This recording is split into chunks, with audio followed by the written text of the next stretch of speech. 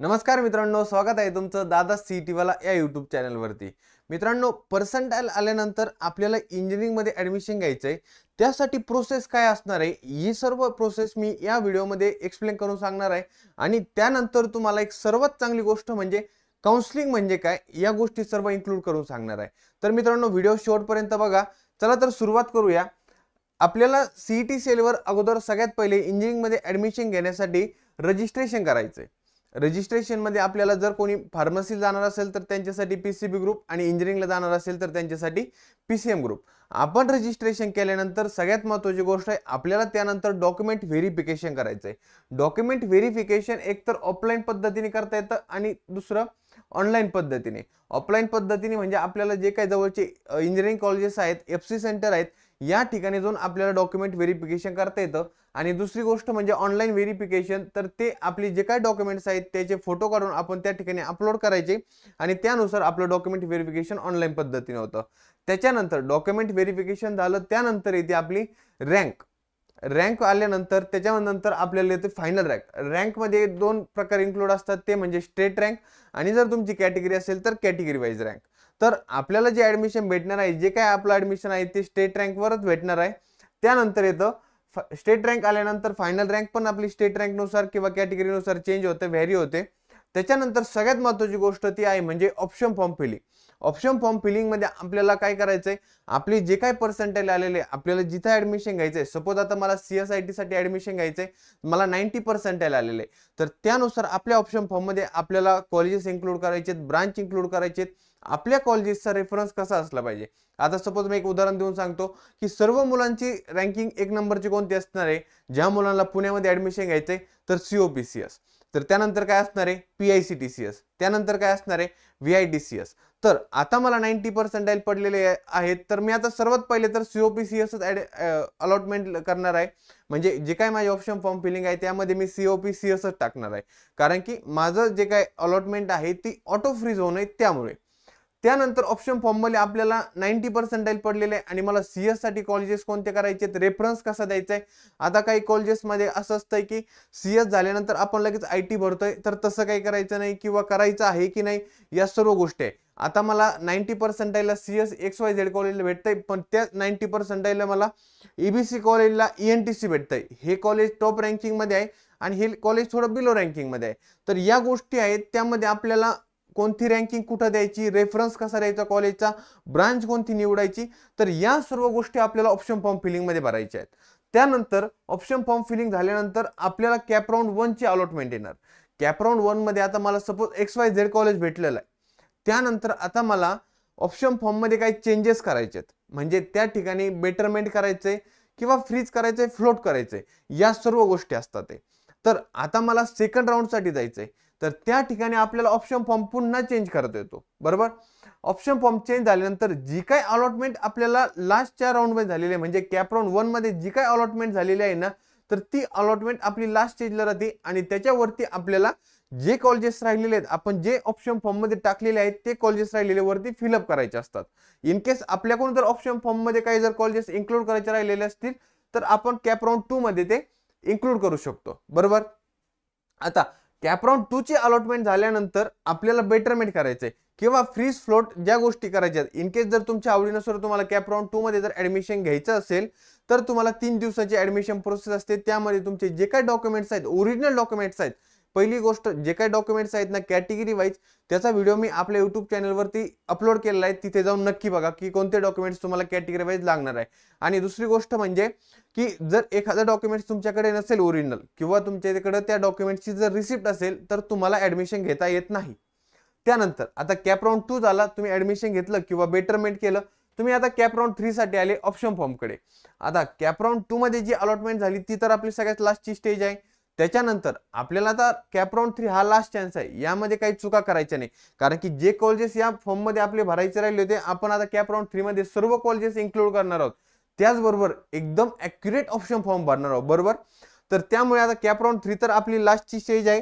तर cap round 3 मध्ये आल्यानंतर आपल्याला ऑप्शन फॉर्म करेक्ट करायचा असतो। कॅप राउंड 2 मध्ये ज्या चुका झाल्यात आपल्याला कॅप राउंड 3 मध्ये चेंजेस करायचे आहेत।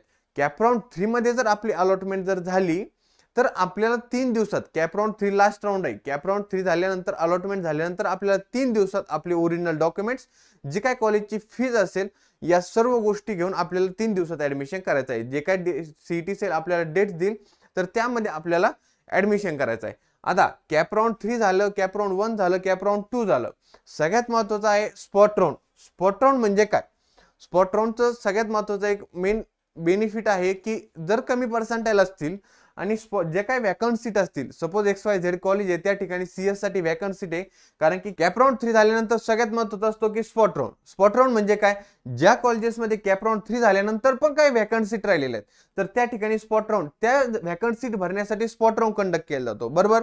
तर स्पॉट राऊंडचं एक रिझन आहे की स्पॉट राऊंड मध्ये तुमची कोणतीही कॅटेगरी असू द्या तुम्हाला फी मध्ये कन्सेशन भेटत नाही. सपोज आता माझी SC/ST कॅटेगरी, VJNT कॅटेगरी, मला जर बाकी कॉलेजेसला विचार केला तर मला 15 to 20,000 फीज आहे, पण स्पॉट राऊंड मध्ये जी काही ओपन कॅटेगरीची फी असेल तर ती तुम्हाला स्पॉट राऊंड साठी भरावी लागणार आहे.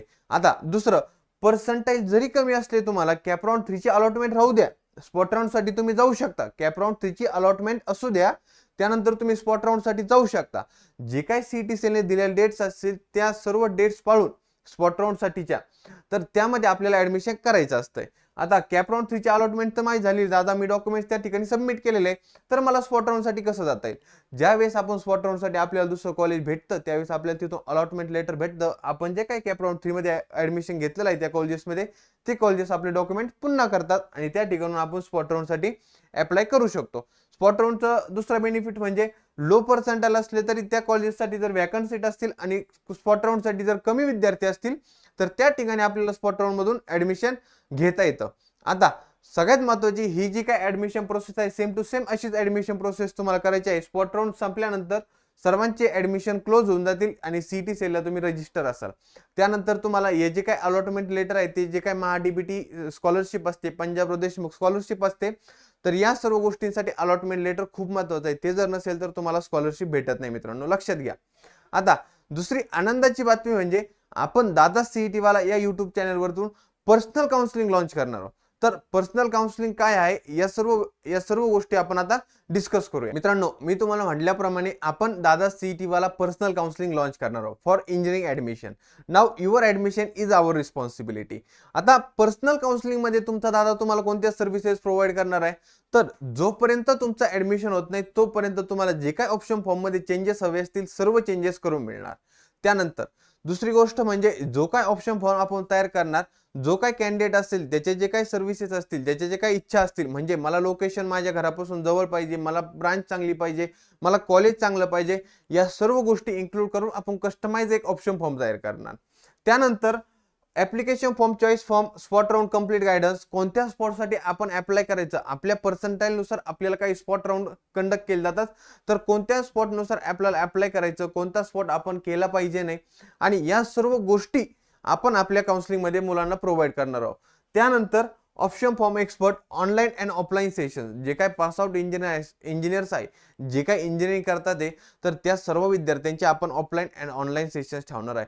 की सपोज आता मी PVGचा विद्यार्थी आहे, तर माझं कॉलेज कसं आहे, सपोज आता मी एखादा दुसरा विद्यार्थी बोलेल जे तर DY पाटीलला आहे, GSPM ला आहे, तर जे काही COP ला आहे, PICT ला आहे, तर अशा मुलांचा आपण एक सेशन्स ठेवणार आहोत की ते त्यांच्या कॉलेजबद्दल माहिती सांगतील की आपलं कॉलेज कसं आहे, या सर्व गोष्टी.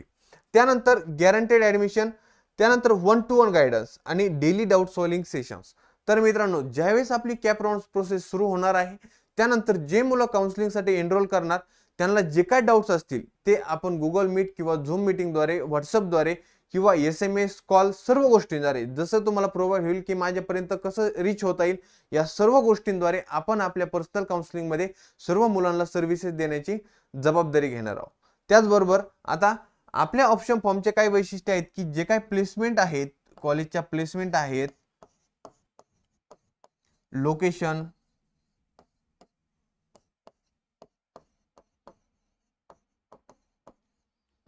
आणि कॉलेज लिंक,